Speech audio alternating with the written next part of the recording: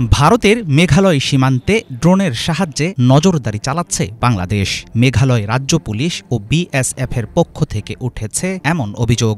তাদের দাবি, সুনামগঞ্জের উত্তরাঞ্চলে উঠতে দেখা গেছে একাধিক মানববিহীন আকাশযান। কখনো কখনো আন্তর্জাতিক আকাশসীমা লঙ্ঘন করেছিল এসব ড্রোন। এগুলো উড়ানোর উদ্দেশ্য হতে পারে সীমান্তে নজরদারি, আড়িপাতা অথবা অস্ত্র সরবরাহ, এমন দাবিও করেছে তারা। সম্প্রতি বাংলাদেশের ড্রোন মোতায়েনের বানোয়াট খবর প্রকাশ করে প্রতিবেশী দেশটির বিভিন্ন গণমাধ্যম। এবার মেঘালয়ে ড্রোন স্পটের ঘটনা নতুন করে উস্কে দিচ্ছে নানারকম বিতর্ক।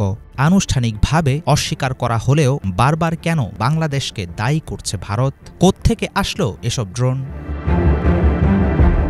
ঢাকা ও দিল্লির মধ্যকার চলমান সংবেদনশীল পরিস্থিতিতে সীমান্ত লঙ্ঘন চরম মাত্রার উস্কানিমূলক বিষয় বলে মনে করা হচ্ছে। মেঘালয়ের এসব ড্রোনের মালিকানা পর্যাপ্ত প্রমাণাদি সহ নিশ্চিত না হয়ে একতরফা বাংলাদেশকে দায়ী করায় আরও বাড়বে কূটনৈতিক টানাপোড়েন। মেঘালয়ের পুলিশ মন্ত্রী প্রেস্টন তিনসং দাবি করেছেন, চেরাপুঞ্জির কাছে যেসব ড্রোন উঠতে দেখা গেছে সেগুলো উড়ানো হয়েছিল বাংলাদেশ থেকেই। স্থানীয় সংবাদ মাধ্যমকে তিনি জানিয়েছেন, ভারতে অনুপ্রবেশ বা ড্রোনের আকাশসীমা লঙ্ঘনের মতো বিষয়গুলো নিয়ে রাজ্য ও কেন্দ্রীয় সরকারের মধ্যে নিয়মিত যোগাযোগ রাখছে তার দফতর।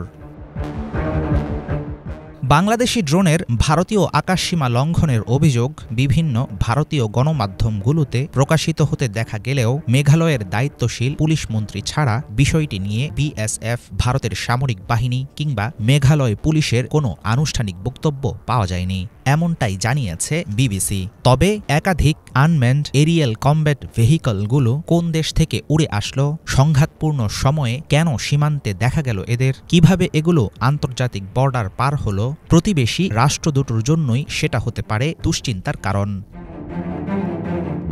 মেঘালয়ের সাথে বাংলাদেশের রয়েছে ৪৪৩ কিলোমিটার সীমান্ত।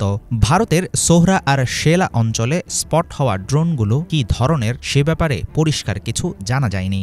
এনডিটিভি সহ ভারতের বিভিন্ন গণমাধ্যম বলছে এসব আকাশযানগুলো তুরস্কের তৈরি বায়ারাক্তার TB2 মডেলের। হিন্দুস্তান টাইমস জানায়, আনম্যান্ড এরিয়াল কমব্যাট ভেহিকলগুলোর একটি পরিচালিত হয়েছিল ঢাকায় অবস্থিত বিমান বাহিনীর বাসার এয়ারবেস থেকে। চট্টগ্রাম জহিরুল হক এয়ারবেস থেকেও ড্রোন উড়ানোর রিপোর্ট পাওয়ার কথা জানায় ভারতীয় আরেকটি সংবাদ মাধ্যম। তবে এসব দাবির পেছনে দেখানো হয়নি কোনো ধরনের তথ্য প্রমাণ।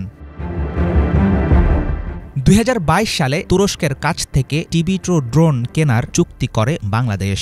২০২৪ সালে খবর পাওয়া যায় সামরিক বাহিনীর বহরে যোগ হয়েছে শক্তিশালী এই আকাশযান। এর প্রেক্ষিতেই মেঘালয় সীমান্তে দেখা ড্রোনগুলোকে বাংলাদেশের বলে দায় চাপাচ্ছে ভারতীয় বিভিন্ন সূত্র। নিরাপত্তা বিশ্লেষকদের ধারণা, দ্বিপাক্ষিক পরিস্থিতি যতই মন্দ হোক, সামরিক সংঘাতে জড়াতে চাইবে না ভারত ও বাংলাদেশ। সেক্ষেত্রে ড্রোন নিয়ে দোষারোপের খেলা বাদ দিয়ে সীমান্তে নিরাপত্তা নিশ্চিত করতে একসাথে কাজ করার বিকল্প নেই বলেই মনে করেন তারা। হাফিজুল ইসলাম, বাংলা ভিশন।